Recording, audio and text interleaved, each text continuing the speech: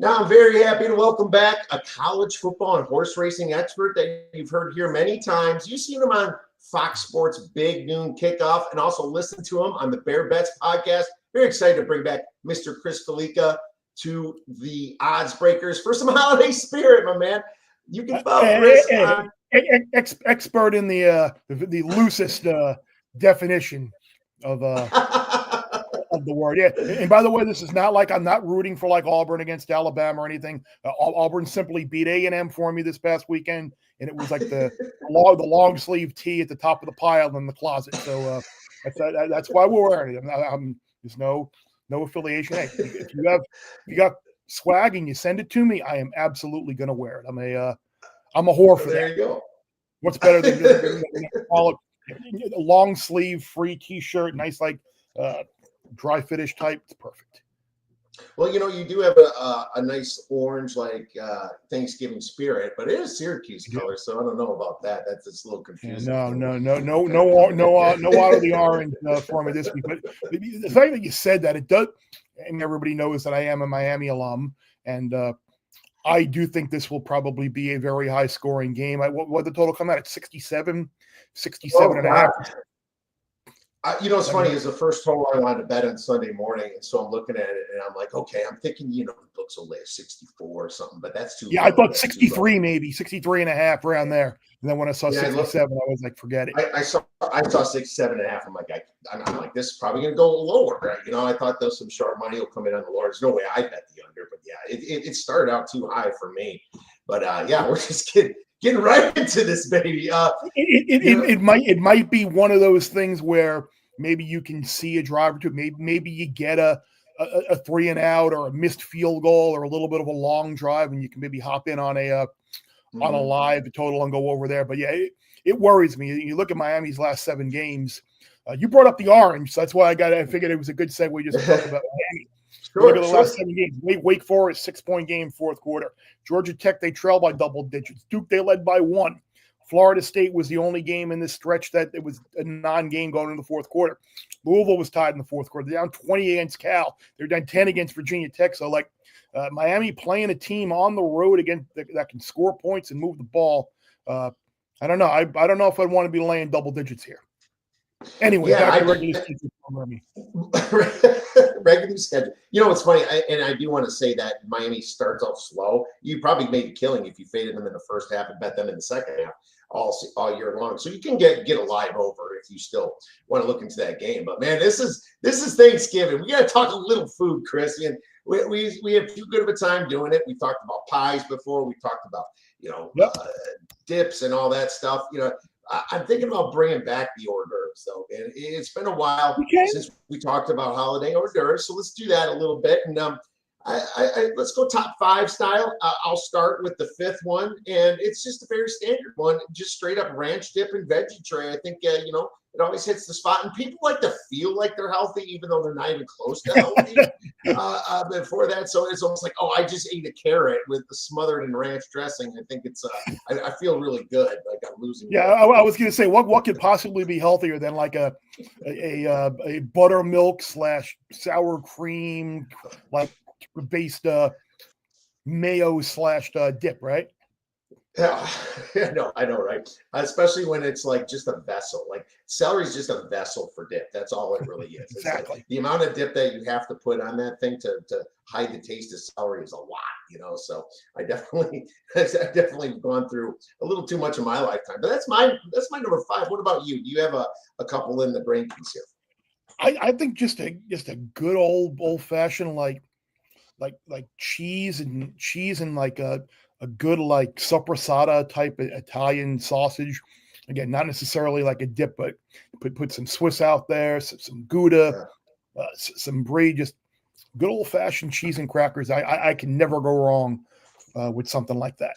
That was my next one, man. And you can call it a charcuterie board. Is that how you say charcuterie? Beautiful. Charcuterie. Yeah. Listen to us all being all sophisticated here.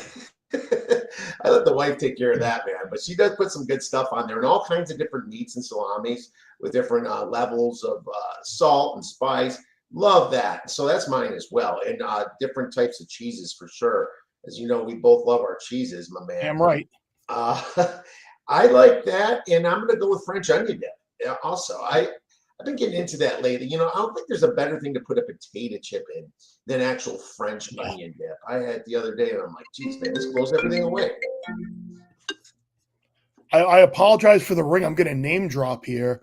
I haven't spoken to him in a few weeks, but that was Danny Sheridan calling me. So I'm going to have to call Danny Sheridan after I get done with you. Oh, there you go. I'm going to Sheridan, get yelled man. at. Holy Absolutely. cow, old school. There you go. You got to call Danny back. But what else do you have for dips, Chris? Dips. I'm again. It's not necessarily Thanksgiving-ish, but just a good, not queso type cheese dip.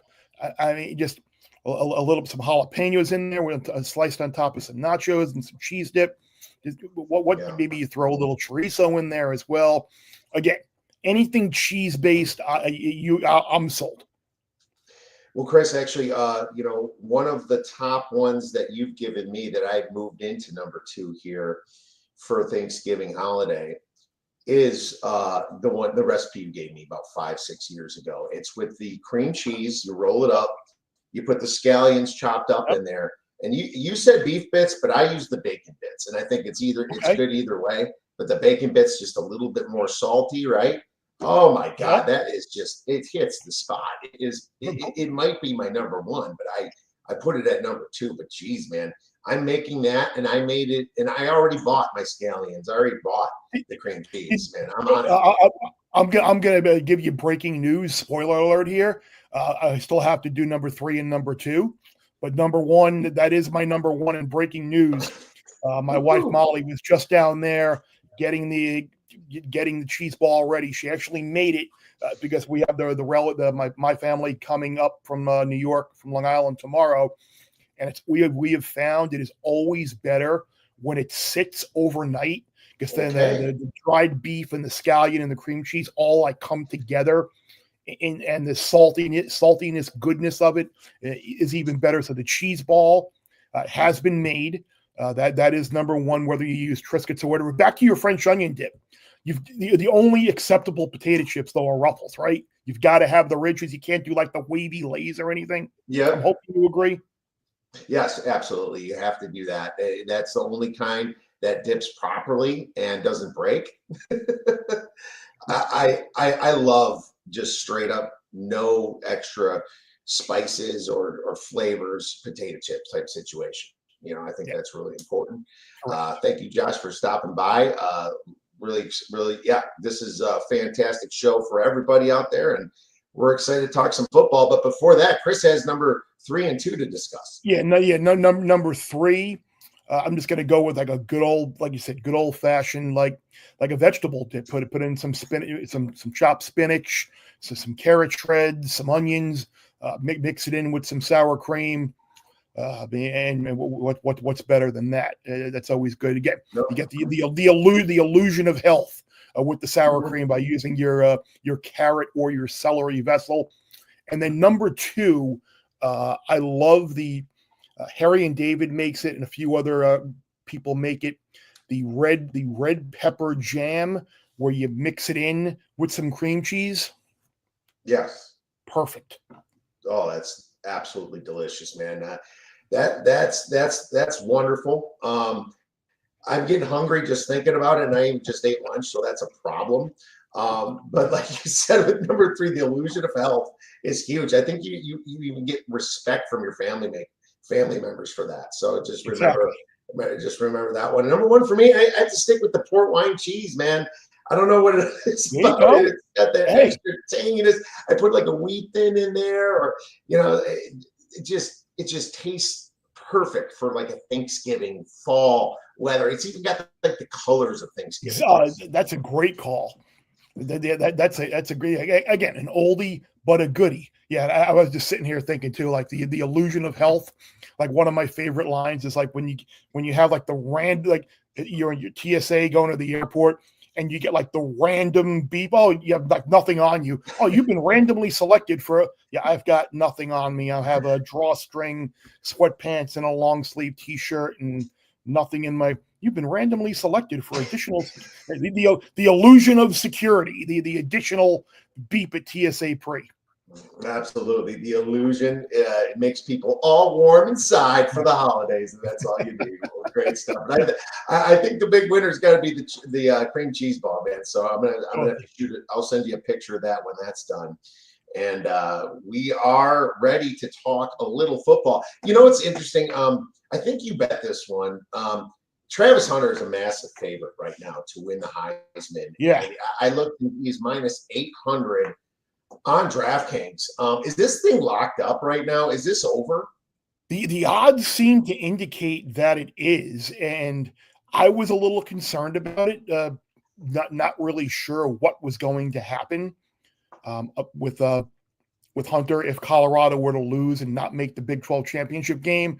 But he actually is kind of a bigger favorite now than he was before last week, and it was something that Sammy P and Will Hill and Jeff and I were talking about, and it was Will Hill actually trying to convince me that we were going to be good because, of course, I've got the number from preseason, and he said he really isn't tied like a quarterback would be to one-loss record, and it makes sense. It's not like he went out and turned the ball over 3 times and threw a couple of picks and maybe was 22 or 55 or something like that in a loss and didn't have a great game. He had an unbelievable game last week and was probably the reason they actually worked themselves back into the game right before halftime. It wasn't his fault that the defense couldn't tackle Devin Neal up front from running the ball. So the numbers and the betting market seems to indicate that it's over. I think kind of getting ahead of the game a little bit here with one of my picks, I would be I have not checked the weather report, so I'm going to full disclosure there. But assuming weather is going to be okay in Boulder this week, I would fully expect Colorado to put up a massive number on the board. Team total over. I'd consider laying the points against the corpse of a program that is Oklahoma State right now. They are one of the worst teams in the country in terms of defending the pass. Their defense is bad. Issues in the locker room. Their coaches that are there, that they're on the way out the door and they know it. In final game, probably for Shadur and Travis Hunter. I can't imagine that they would play in a bowl game that wasn't a college football playoff game, and if they weren't to make the Big 12 championship games. I think those guys go out and put up a massive number, and Colorado does everything that they can do this week to guarantee that Hunter does walk away with that Heisman in 2 weeks. All right, well, great. We're going to talk about that game in a minute too. So I would vote Hunter if I was right now. I would, but I also disagree with minus 800. I don't think it's that locked up yet. I don't think so either. Yeah. Okay. So we both agree that if I was a voter, I would vote. I'd watch Hunter play. I've seen his moves. It's like that Kevontae Turpin move you saw him put against Washington when he scored that touchdown. It was fantastic. But that's what Hunter does every week. I've been watching him play, and he's just a one-of-a-kind athlete. He's a perfect NFL football player, a perfect top 5 draft pick. He's probably not going to play both ways, but he's going to be absolutely dynamic. And maybe he'll do some punt returns or something. I don't know. Sometimes they do that when they're younger. But I also have to say that Cam Ward is having just a wonderful freaking season. And you know what? If he finishes out strong and beats SMU in that championship game by a lot, Cam Ward's been carrying Miami, and Miami will have defensive faults. And sure, Miami doesn't always start out right away, but he finishes the game. I think Cam Ward should be a better number. I would put minus 300 to minus 350 if it was up to me, Chris. Yeah, maybe a little higher than that, but I agree with you on Ward. It seems like because Miami, I went through the games that they've been struggling in games, and he has a tendency to maybe make some bad decisions at times and hold the ball too long, turn the ball over like he did against Georgia Tech. But you're right. He has had an unbelievable season. Without him, Miami is probably 6-5 right now. He's being a little bit disrespected in the market. If they beat Syracuse and they win the ACC title, I mean, he's absolutely going to go to New York. And is he good enough to beat Hunter? I don't know, because what Hunter is doing both offensively and defensively, and the number of impact snaps that he is playing is unprecedented. But look, if you're looking to try and beat Travis Hunter right now, I would do it with Cam Ward as opposed to Ashton Jeanty, who I'm not sure. Look, they're going to try and give him a massive going away statistical present next couple of weeks. But I wonder, I think at this point in the year, he is just physically beat up, and give him credit for gutting it out like he did last week in that game against Wyoming. But I wonder how Boise plays it this week, knowing that the game that matters is the UNLV game, assuming UNLV beats Nevada, the Mountain West Championship game next Friday. You want him healthy for that. I remember David Shaw and Stanford kind of made a similar mistake a few years back by Jordan Love.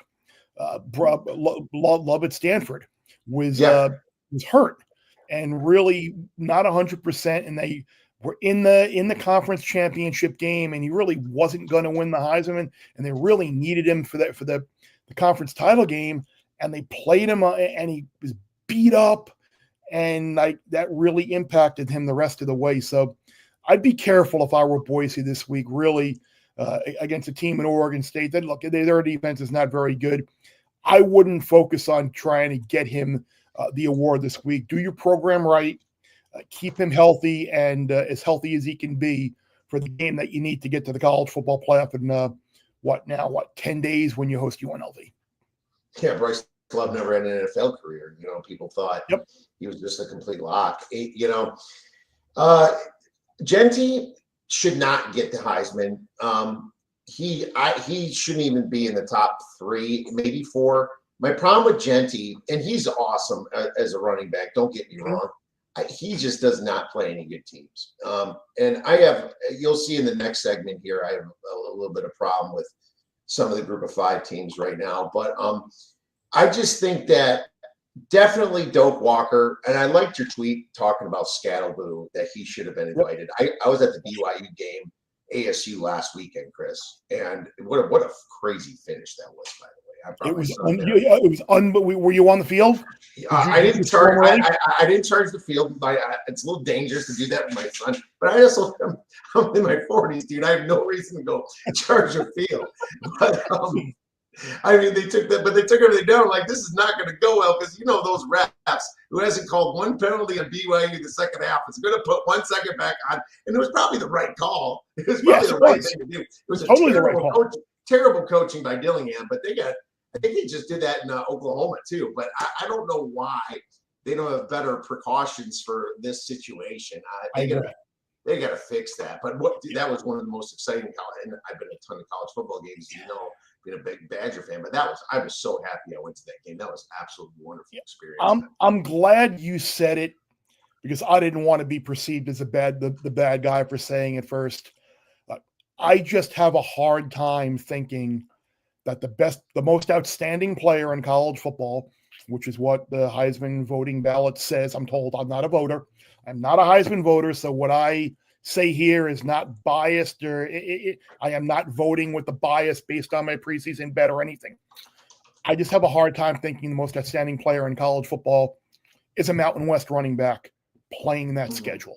Now, I know he had a great game against Oregon, but you didn't have to face a Big Ten schedule or an SEC schedule the rest of the way, or even a Big 12 schedule against some of these power teams. What he's done has been great, and he's going to win the Doak Walker, and good for that. But I just have a hard time in my mind thinking that he's the most outstanding player in college football with what I think it's every 9 rushes. Someone tweeted something out the other day about the rushing defense opponents that they have faced. And sure, him putting up a big number has something to do with that, but it's not the only thing. And then the voters with these awards, you look at McMillan from Arizona. They have had a terrible year.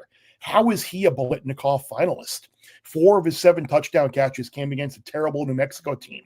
They have been bad this year. And you look at Nick Nash, who a third of his productions has come in 2 games against Kennesaw State, who's the worst team in the country, and an FCS team. I had a bigger problem with the Biletnikoff finalists in not having say Jeremiah Smith and maybe Xavier Restrepo or someone else, and having McMillan and Nick Nash there, just because you look at their overall numbers.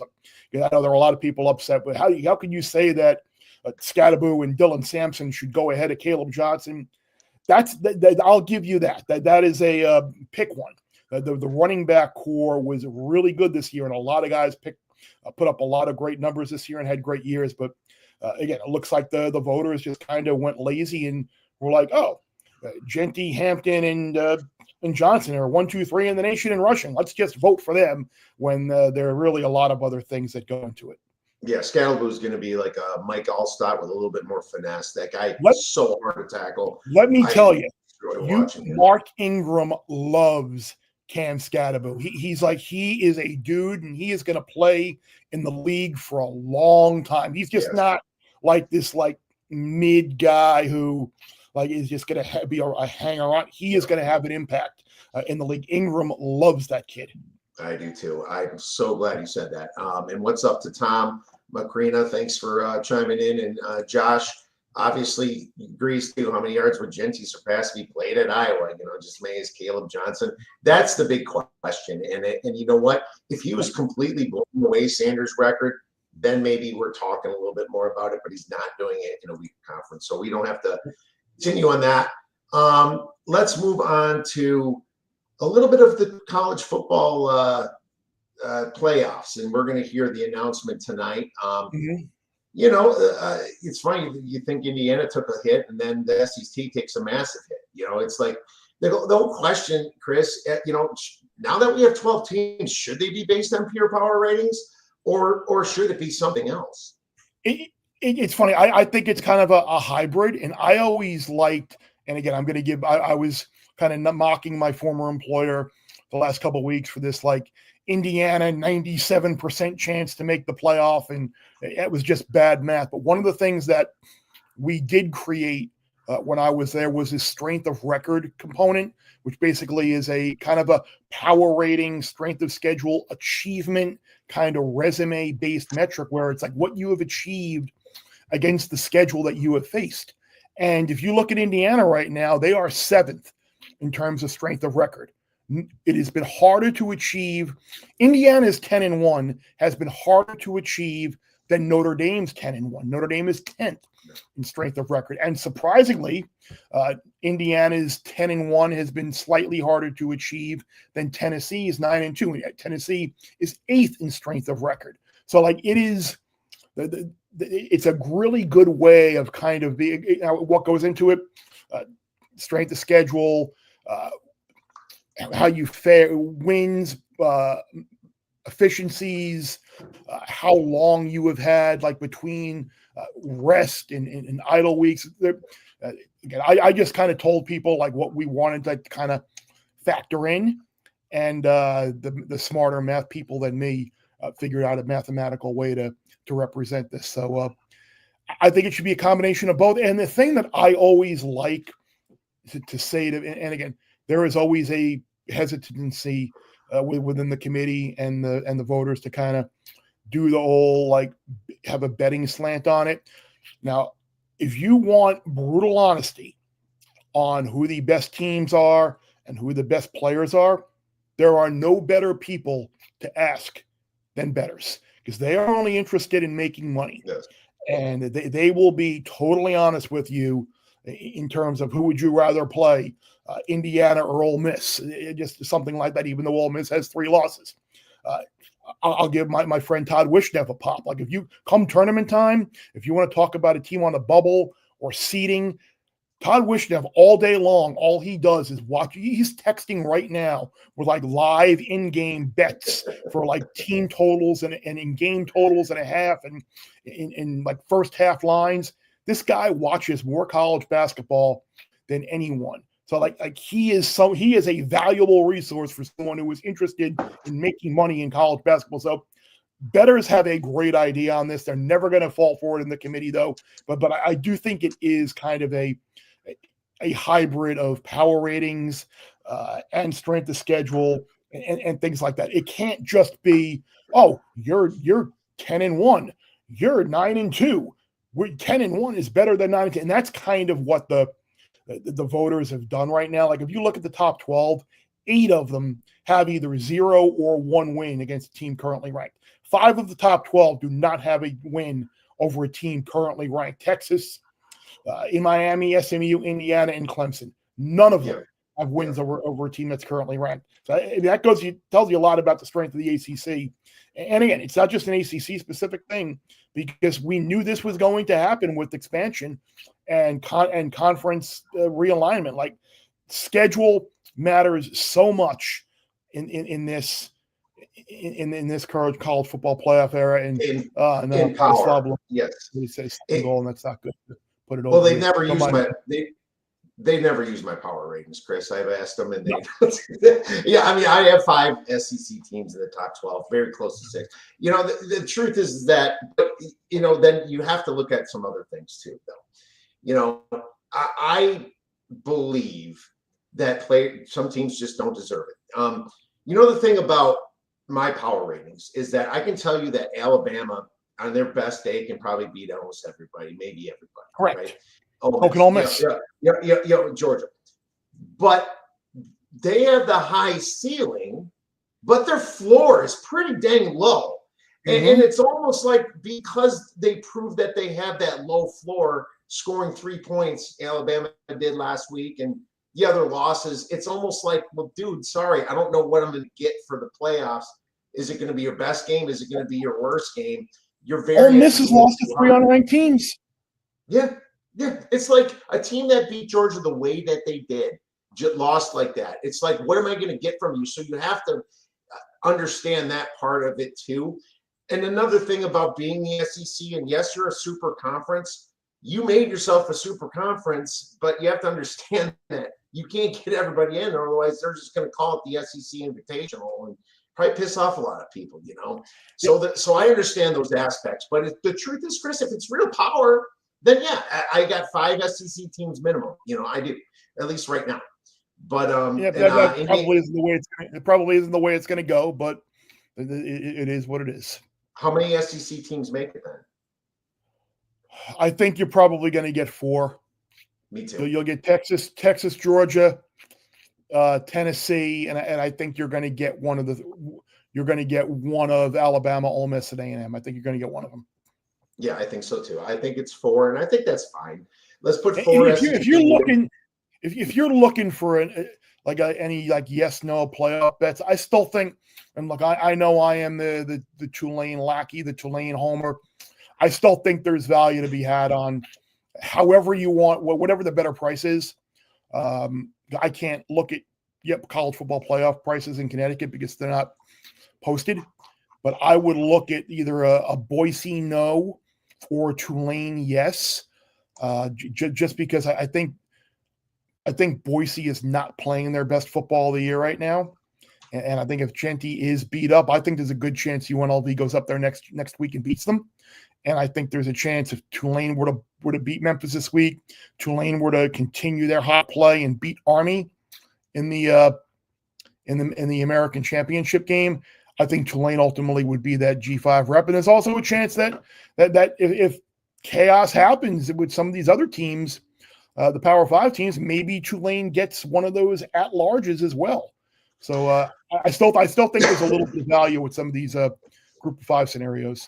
Okay, I'm glad you mentioned that because I don't know why we have to have a Group of 5 in there. Because this is the only way we were going to get the playoff. They're not undefeated, but they're not undefeated. They're not undefeated. No, they're not. I think they should have said, look, if we get one that plays a halfway schedule, then we have the right to put them in the playoffs. So Boise playing the 81st schedule and Tulane playing like the 98th, that isn't going to do it? I don't think that should have been a thing. They shouldn't do that. It's like, I understand the year that they're undefeated, you have to prove that, and then we had that whole UCF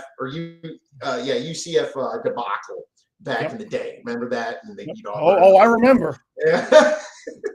I remember it quite well. But it's just you could stop that with 12 teams now. But I don't think it doesn't mean that you need to put one of them in. I disagree. I don't think any of them should be in personally. Well, it has to be fair, right? Everyone's equal, right? All conferences no, are you're not in a, you're not in a Power 10 Five. and 0 in the Mountain West is the same as 10 and 0 in the Big Ten or the ACC, right?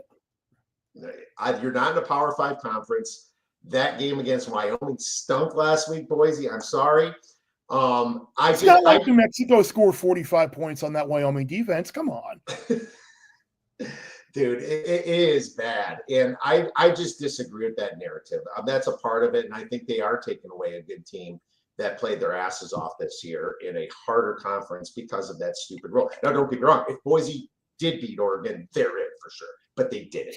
That's my problem. And if you're going to have an easy schedule, that's what you need to do. Just get that one win and then blow through your easy schedule. But they Tulane sure as hell went to Norman and played Oklahoma a hell of a lot tougher than Alabama did. That was a one possession game late in the fourth quarter, and Tulane had every chance in the world. But Tulane has 2 losses. Why not bet UNLV at 5-1 to make the playoffs? You could do that as well. I mean, could they drop you? Or you could if you can also maybe play a little Saquon Offensive Player of the Year in SMU. I mean Tulane, UNLV to win the Mountain West at like 4-1, or so you could do that too. There you go. Yeah, I mean plus 500 for UNLV. It's a good price. Is a good price, and Tulane to make the playoffs is plus 360. So you're basically, I mean, if you're betting, are you sure they would put Tulane in over UNLV? I'm not sure. Well, Tulane is what right now? 18? Is that what they are? Yeah, I have in the 18 poll. Tulane is 18, UNLV is 21. So that would be very interesting to see what would happen. Would UNLV jump ahead of them with the win over Boise in Boise, and then how would that offset Tulane beating Army, who's still ranked, and Memphis, who's is Memphis 8-3 right now? Is that what they are? And they 9-2. I don't even know. Memphis is not even in it. Records mean nothing to me. Yeah, I know, and especially to a sports bettor, they shouldn't really mean anything either, unless you're using it to fade them in a certain reason. But yeah, it is 100% agreement. But we gotta get some games, man. We can talk about this stuff forever, my man. And you know what? Egg Bowl. I mean, here's what sucks. I am in a Survivor still in college, and unfortunately, there's still half the people in it, Chris. There's like over 1,000. Now there's like 500. It was almost too easy. They did. Yeah, you needed to kind of limit it to only post games that were like 14 points and under or something like that. Yeah. They used the American Athletic Conference in the Mountain West, but they took out the other conferences. But in the conference championship, you can use anyone. But I'm sitting here and Ole Miss is left, and I don't have. I wish I had Tulane left now because I was saving Boise, but then Colorado State lost, and now Boise's going to have a lot tougher against UNLV. I don't have Tulane left now, which I'm kicking myself because the people that have Tulane left are being. So this week I gotta get through to that though, and I might take Jacksonville State. By the way, I might take Jacksonville State when it comes to that week because that could be the sneaky one. But I gotta take Ole Miss probably as one of my survivors. I have to pick 2 of them this week. I got Ole Miss and Oregon. I'm guessing. I was thinking about Washington State, but. I wouldn't trust them. I don't trust them. I trust Oregon and Ole Miss, so I'm taking them. But yeah, anything for the Egg Bowl. It's a massive spread at 25.5. No, nothing here on that. Nothing here. And enjoy it. Drink some eggnog, maybe. This is going to be a blowout and probably be over. You might have to turn on that Cowboys Giants game. Oh God. Sure. What's worse, man? That or the Egg Bowl this year? I guess we'll find out.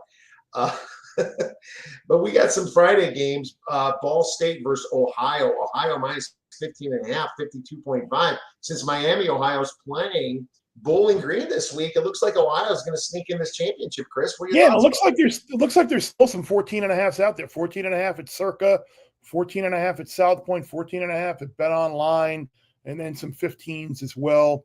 I think this is a really good opportunity for Ohio to put a big number up on the board. Either they're in with a win, or if Bowling Green beats Miami of Ohio, they are in. Ball State is kind of like dead team walking right now. Coach on the way out the door, losing streak on the way. I just wonder how much fight, how much care there really is going to be on the day after Thanksgiving for Ball State here. One of the worst defenses that there is in the country. I think Ohio goes out there on Friday and blows out Ball State, and they punch their ticket and don't have to worry about what's going to happen in BG Miami. I can't believe how much better they've gotten throughout the season. This team, I've been really upgrading my power ratings over the past 3 or 4 weeks. It's funny, they lost Curtis Rourke, who was actually injured a lot last year. Yep. And then he goes to Indiana, he's not a championship quarterback. He's just a decent MAC quarterback on a good team. You know that. Yep. But it's a situation where they're just a very well-coached team too. So I see them cleaning house easily this week as well. So I don't disagree with you.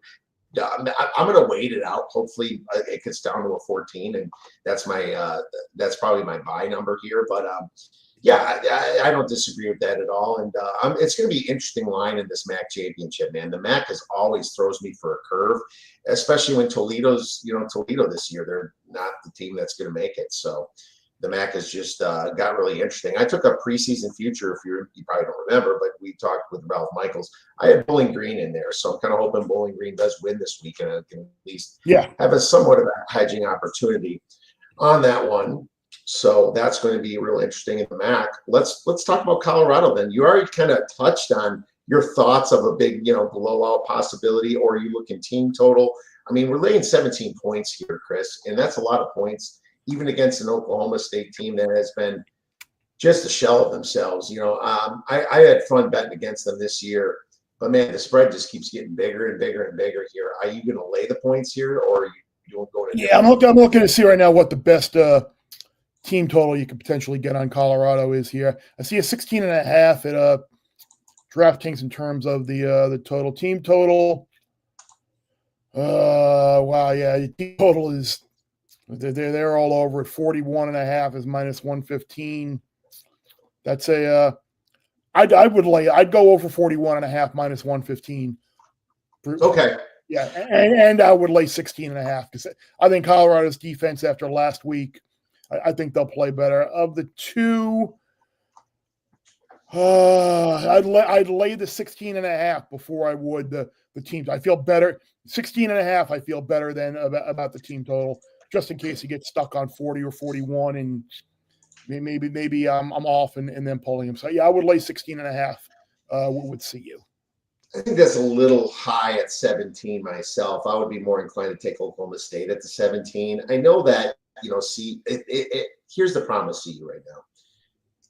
I feel like they're a little inconsistent, and I don't know what their demeanor is going to be. Is it going to be that last game? Are they really that school pride bunch of kids, or are they just Deion's kids who want to get to the NFL?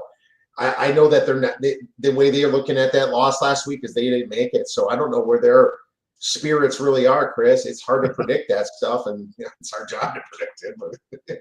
But do the best we can. But the Pokes are at least averaging 29.64 points per game. I think I'd rather take the over. Really, in that situation, Colorado's averaging about 33 a game, but and obviously these are the most basic stats in the world. He averages his points, but Colorado's defense allows about 24 a game. Oklahoma State 32, 33 a game. Does Gundy have one last get your ass out there and play the freaking game of football type thing? I know they should have beat BYU. They don't. All right. Well, fair enough. Okay. Well, you know what? Slight disagreement, but this total could be a little bit too low, even at the number of 65. And I do expect a Heisman performance in a lot of these poses right here by our boy Travis Hunter this weekend. So this Friday. So we'll be ready for that, Chris. Let's talk about the next game then. And I have Kansas versus Baylor at Pick'em in the total 61.5, Chris. Now, you probably don't remember me taking 60-1 on Baylor to win the Big 12. I don't. And I did. And I unfortunately, that ticket's burned. I think all hell would have to break loose for them to get in the championship game. They have 3 Big 12 losses. But I still think that Baylor is quietly the best team in the Big 12. I believe that. You think Baylor is? I think you can make the case Kansas is. I think Baylor is, and I think this market's wrong on it. And I think Kansas should have lost to BYU. They had that last stop, but and Kansas is playing much better ball, dude. Don't get me wrong. They are playing better ball, and I've been on Kansas the last 2 weeks. I missed them. I missed them on the come. It's funny, by the way, like all of the close games that BYU won that they really should have lost, the one that they should have won is the one that they lost. Yeah, of course, right. The Hail Mary against Colorado, too. Baylor has some better numbers than Kansas. 0.91 net yards per play, Kansas at 0.45. That's kind of a basic net yards per play. But Kansas's offense ranks 11th in success rate and 12th in EPA. Baylor's 32nd and 51st. But Baylor's defense ranks 30th in success rate, 68th in EPA, and Kansas ranks 92nd and 90th, right? So it's a little bit bigger of a difference there on a defensive end. And you got Baylor here kind of sitting here at home. I do like the run on the Jayhawks, and they've been great. But Bryson Washington, man, I've been watching him, and I had Baylor at West Virginia, and he just plowed through those kids. Plowed through them, man. He's a freshman. He's a great running back. Circle this guy, Bryson Washington, next year for the Doak Walker Award. You might get a big number on him. 5.72 rushing yards per attempt, 10 touchdowns. I think they're just going to run all over Kansas, who ranks very poor against the run in the 100s in their opponent rush EPA and rushing success rate for Kansas. So I think Baylor runs all over them and wins this game, Chris. Yeah, it certainly. I mean, people might be a week late to Kansas. Like I said, Kansas is certainly the buzz team right now. You're going to be on the sharper side, the perceived sharper side, as I would expect most people to be on KU here, looking to close out the season with the 4-game winning streak and get to a bowl game. Yeah, and that's the whole thing. Can they get to a bowl game? I think Baylor's going to put on the brakes and be like, "You shouldn't have screwed up against Illinois, Kansas." There you go. They led in the fourth quarter and like every single win except for I think the TCU game might have been one that they didn't lead. But yeah, every game in the fourth quarter they were either leading or it was they were right there. And you saw the reason when they lost their offensive coordinator to Pittsburgh to Pennsylvania and Penn State. And I think that Cole Danicky made a big difference, but now Lance Leopold just proved he's a great coach. I like Kansas, don't get me wrong. I just think Baylor's just the best team in the Big 12, and I'm going to get my money back on that bet I took at 61 for him against Kansas here, so I'm hoping for it, but we'll see. It's interesting. This kind of moved a little bit towards Kansas, but it's still kind of close to pick 'em right now. It's a fair pick 'em, but you pick this one. Houston versus BYU. I guess we love the Big 12, Chris, for betting. I don't know why. I don't know why, because it's the most random up in the air conference that there is. It's like the MAC, right? The MAC of the Power Four. You like this game, Houston versus BYU, and BYU's laying 13 points after that crazy game in Tempe. Total is a very low 41. What do you have for us? I am not looking to bet this right now because I think this is going to get to 13.5 at least. Maybe it touches 14 before a buyback, but I'm going to wait for some 13.5s to pop because I think we're going to get there with the narrative now about BYU and the chance to potentially get to the Big 12 championship game should either Iowa State or Arizona State lose and them controlling it. I know Houston's offense has not been great in recent weeks, and they've been very hit or miss. But their defense has played well, and I don't think Willie Fritz is the type of coach that his team is going to quit on him. I mean, I think he's building something there at Houston. He got rid of ran off a lot of guys there, and I think he has guys that want to play with him. I would, when this thing hits 13.5, I will absolutely be betting Houston because I don't think this is a gimme win for BYU whatsoever. I don't think so either, and I think they're flustered. My power ratings is exactly on this 13 number, which is annoying because I really want to bet Houston somehow too. I wonder if you even get this up to 14. You're right, Chris. I have no reason to jump into it right now either. Sometimes it's just best to wait, and you'll be surprised sometimes. Sometimes you'll even get the hook at some point. So yeah, you'll know by game time if Iowa State loses to K-State or ASU loses to Arizona, you'll know, and this number is going to go through the roof. This is the last game of the night, 10:15 Eastern on Saturday night. So you'll if you're willing to wait and hold out, you're going to get a much better number. I don't know why BYU gets all these night games. Why are they so lucky they get all these night games in Provo, man? They must be loved over there. Maybe God blesses them somehow with night games. Let's just say. I shouldn't say last game of the night. Of course, there is that New Mexico Hawaii game. Yeah, it's always Hawaii to lean on, my friend. At the end of the day. All right, let's go SEC. I got a bigger game. Texas versus Texas A&M. Texas A&M's +6. Total of this thing is 48.5. You can probably tell which way I'm going to go with this, Chris. Texas has not proven to me that they can beat the big teams, really. And they had one of the simplest schedules this year and had it all in front of them against Georgia. And, man, they just looked terrible. And not only that, it's not like they looked that good recently against Arkansas. Kentucky's a pushover team, and they couldn't even cover against Kentucky. I'm looking at A&M here. Texas has pressure on them. And they don't. And Quinn Ewers and this team hasn't proven that they can play with pressure. They have done a bad job with pressure over the last few years. They're questionable to make the playoffs last year, and here we are. They have no ranked wins, and Texas A&M dropped a rough one last week, and they probably want to get back. Texas A&M is not that bad in offense, ranking 34th in offensive success rate, 13th in defensive success rate. They're a very good team. And Texas, their numbers look good.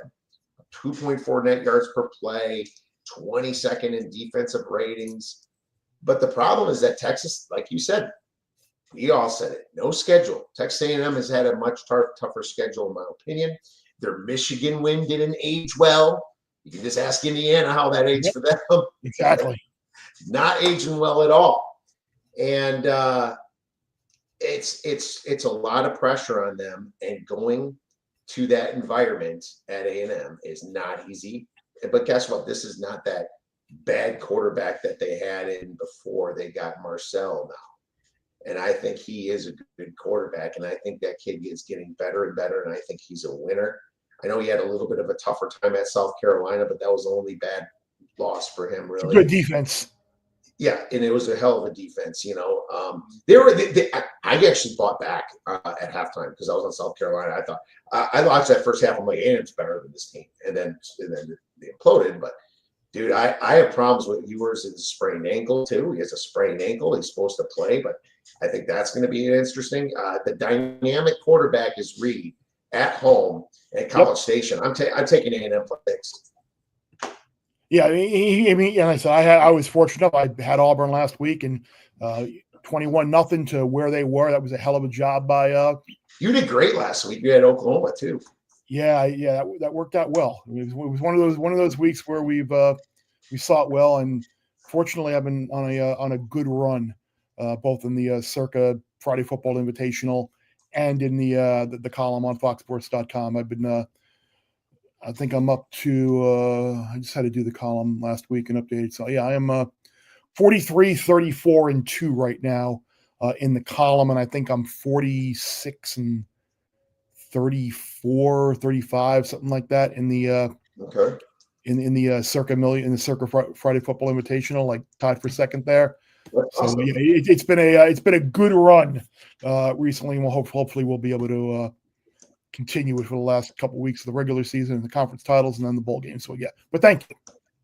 Oh heck yeah, man! And I wish I could get my Survivor back, man. Jeez, there's lots of. I'm pissed at the Saints. Of course, the Saints lose to Carolina, and that's what knocked me out. Well, I lost on the Ravens week 2, man. That was after a loss in extra rest against, the loss against the Chiefs, and the Raiders game got reffed right out of there at the very end. That pissed me off. I think my listeners are sick of me talking about it, so I'm going to move on. Exactly. What's like the least most compelling or interesting sports talk or betting talk? Yeah. Well, how did you do with your Survivor pick? In fantasy football, your Survivor and your fantasy football. People do not care about listening to that. Josh at Step on a Duck, can you talk about UTSA Army? You can't give those Roadrunners 7.5 points. Are you nuts? Army, a physical team, but not that physical, I think he means to say. I mean, were they physical against Notre Dame? Sure, I'd say so, but it's not like, they're even close to being in that game. I like UTSA's gotten better, and that's another very vastly improved team. Chris, if you have anything quick to say before I check my power rating. Probably an over game, I would think, because their defense may give up some points here. I'm curious about Army's psychology in this game, just because you've got the ASC championship game next week, then you have Army Navy the week after that. So this is just kind of an ugly, like, sandwich type game after the Notre Dame loss. It's like, where do you go from here? Like, your fate is kind of determined and solved. This could be one of those, like, just you look up and it's 49-38 or something like that. I would look at potentially going over here. Yeah, it's funny. My power ratings, unfortunately, still hasn't caught up, and maybe that's my fault, to this spread yet. But over, yeah. I like over. I think Army's defense is very beatable, as you saw last week. But they did hold, some of their other conference foes to a few points. East Carolina put up 28 against them, though, and UAB 10. UTSA here scored 51-27 against Temple, 48-27 against North Texas. They beat Memphis 44-36, and it's not like Memphis is a bad team. They're actually a pretty good team, 2-loss team here. So, I guess I'd lean UTSA. I would go against my power ratings. I think maybe I didn't downgrade Army enough last week either. Yep. I'll have to take a look at that too, but I think I'm with you here, Josh, on that one. And yeah, Army was off a physical game against Notre Dame. So yeah, you clarified there. Thank you. I'll be looking at that one. I'll write that one down to look at a little bit more. Chris, what else we got? I'm really worried my Badgers might miss a bowl game here for the first time in 40 years or 30 years or something. Minnesota's a better team than we are right now, dude. Yeah.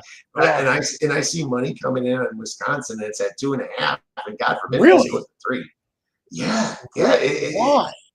I don't know. Braden Locke is not a confident quarterback. He's scared out there. He looks scared. His face looks scared. It's like they did everything right against Oregon, but have a quarterback that can throw a pass without being nervous. And you saw them against Nebraska. Why is Wisconsin a favorite here of 2.5? I'm considering Minnesota myself, dude. Yeah, I would too. At 2.5, it's up to 2.5. I wonder, that is a Friday game, correct? Yeah, it's a Friday game. Yeah. 10 again. Yeah, it looks like it opened at 3, 2.5. Yeah, I couldn't bet Wisconsin. No chance. I'll wait on this too. And I'm not going to let Wisconsin ruin my day. I'll bet Minnesota +3. I have no problem betting against my teams for people that know me. I will do it. Let's see here. Minnesota probably should have won that. Minnesota should have won that game last week. PJ Fleck doesn't kick the field goal down 4 from the 8-yard line. Give me a break. There's some competence for sure. There's some competence. Don't get me wrong. I want Wisconsin to retain the axe, but please don't make me bet this at 3. Keep it at 2 or 2.5. Georgia. I'm gonna bet Wisconsin. I'm gonna bet Minnesota or Wisconsin rather, just so it gets to 3. Just so you have to bet it. I appreciate that, man. Just shoot me a text real quick before other people know. Before everybody else, I would love to come back on you for that. And I'll throw you a couple cheese curds your way. Oh, Georgia Tech, Georgia. This is weird. This has been going like 18.5, 19.5, kind of in that nowhere land. It makes me wonder if Georgia Tech actually has like an outside shot here of kind of just somewhat being in this game. Maybe lose by 14 or something. What do you think? Totally see it. I was mad at myself last week for not putting UMass in the in my Bear Bets column. Fortunately, I got in at 38.5 live because I said to myself, I'm like, why didn't I bet this earlier? Because this is the ultimate, like, Kirby just rests all his guys who he's going to need for the Georgia Tech game. You got a bunch of injuries, classic vintage sleepy look ahead type game. Unfortunately, I got in at 38.5. Unfortunately, it won. But the same thing holds true now. Like, the biggest loser last week was Georgia. Like, now they are in the SEC championship game. They got to play that game, and you have to win it. Because if you don't win it, then you're doubly screwed, and then you only get the 1 week off before you have to play in a first-round game. Like you give Kirby Smart some truth serum and be like, okay, well, you don't get to play in the SEC championship game. However, you get December 5th off or December 7th. You get December 14th off, and then on the 19th or 20th, you're going to get to play either the Big 12 champion or maybe Boise State in the first round, and then you're probably going to get to play the other team in the second round. Like, you'll give him that option every single day of the week, and he would have taken it, as opposed to now either playing Texas for the second time or Texas A&M, another physical front in the SEC championship game. And then if you lose, then you only get the 1 week off, and then you're in a position where you're going to have to play, I don't know, Notre Dame, Penn State, whomever in the first round. So the fact that Georgia now was in that game, you got to win it.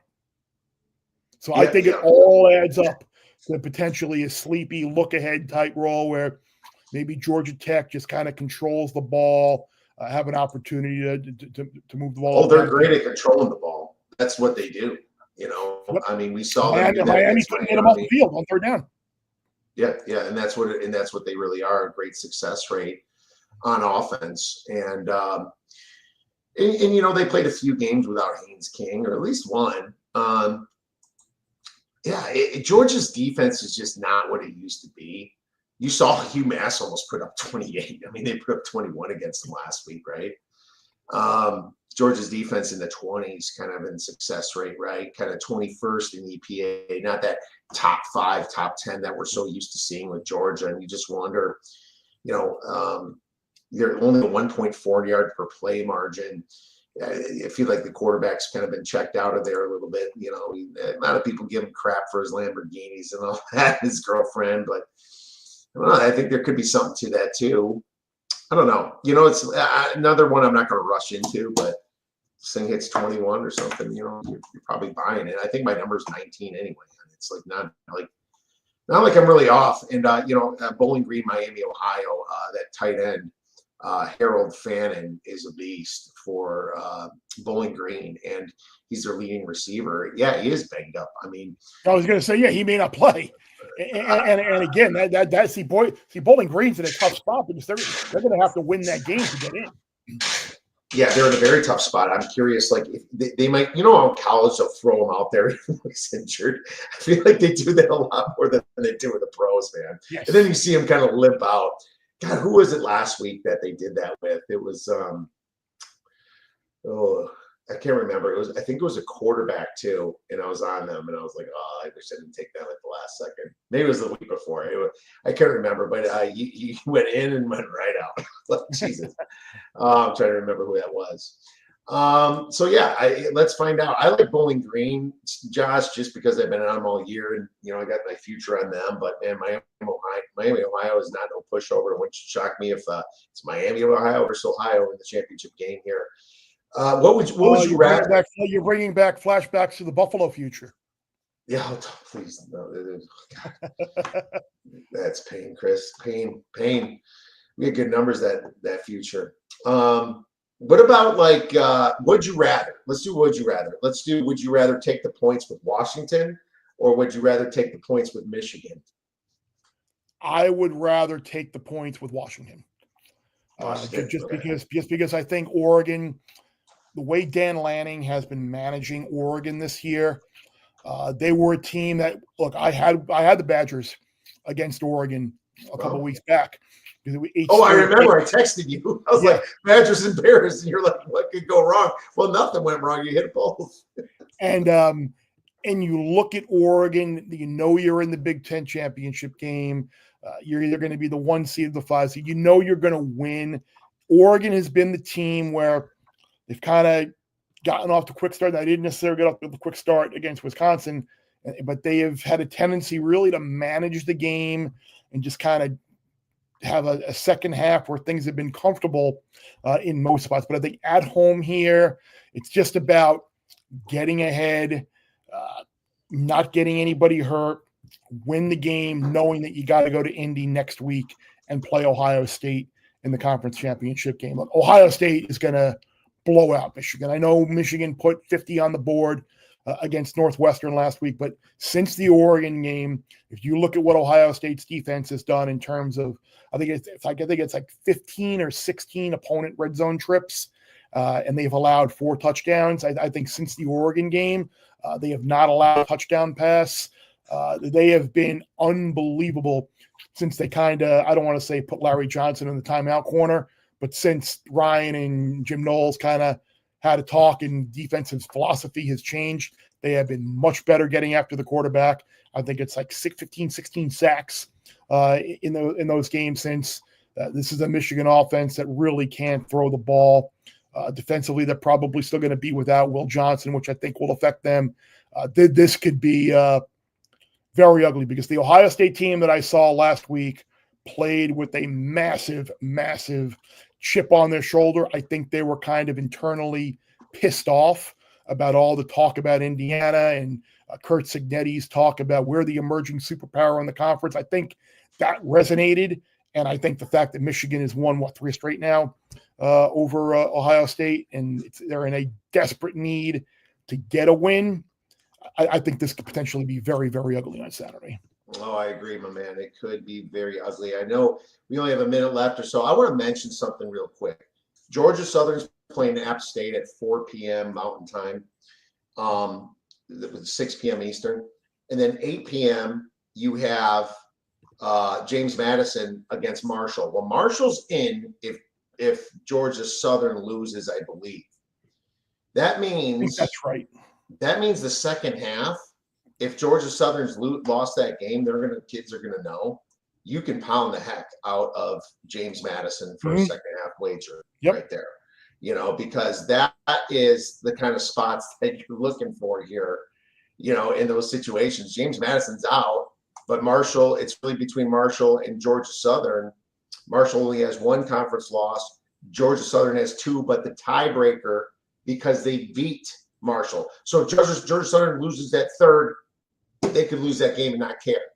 And they will put their second and third string in to keep them healthy for the championship game. So pound James Madison that second half if Georgia Southern happens to lose. So just remember that. That's a fun little spot to think about. This is great. This is what like the Notes app is for, or your calendar. You get calendar alerts for certain times of the day as well. Like make sure you put a little note in there, like things to remember on Saturday. Yeah, I'll have a little alarm actually going off at up to the halftime.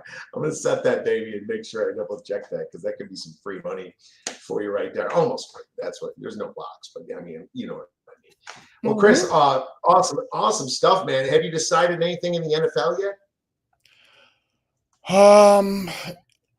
NFL. Let's take a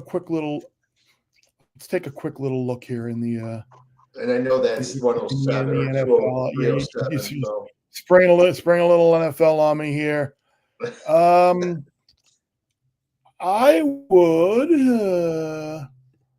I'd take a look at Arizona this week. Okay, I know that was a really ugly loss in Seattle, but now Minnesota certainly offensively has had some problems. I know Brian Flores' defense are typically pretty good. I'm gonna take a look maybe at Arizona plus the 3.5 would potentially be an option.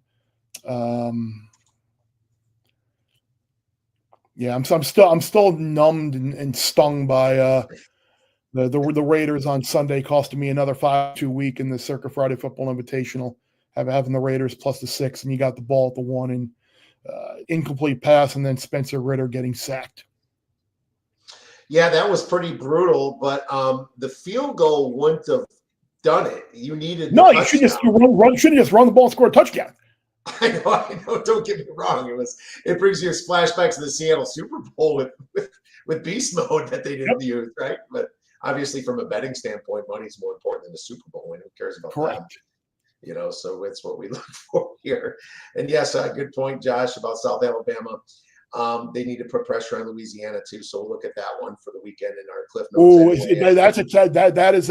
That's a good one for me. I have a South Alabama under 6.5 season win total that I need to potentially bet them this week on the money line. I don't know. I kind of like them actually this week against Texas State.